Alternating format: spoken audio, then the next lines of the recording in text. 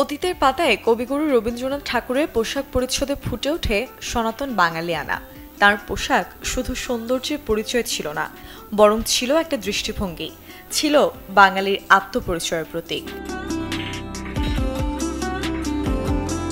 রবীন্দ্রনাথ ঠাকুরের পোশাক ছিল অনাড়ম্বর অথচ অভিজাত।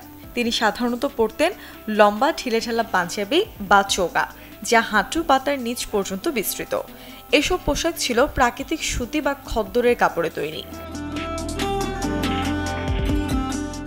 তার কাপড়ের বাছাই ছিল দেশীয় তাঁতের প্রতি গভীর শ্রদ্ধা, যা পরে ভারতের স্বদেশী আন্দোলনের সাথে একাত্ম হয়ে ওঠে।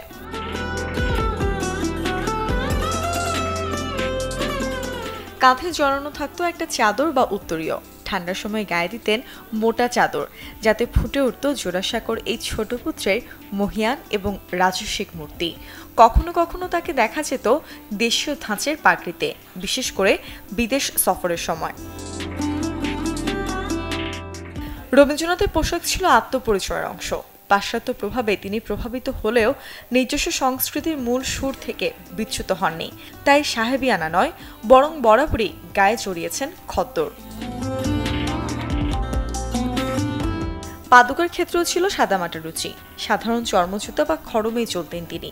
তবে তার পোশাকে প্রতিটি অংশ যেন বলে দিত, আমি ভারতীয়, আমি বাঙালি।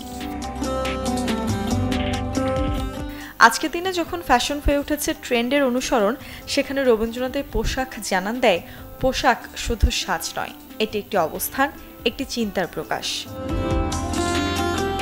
মূর্ছনা ঐশী, চ্যানেল 24।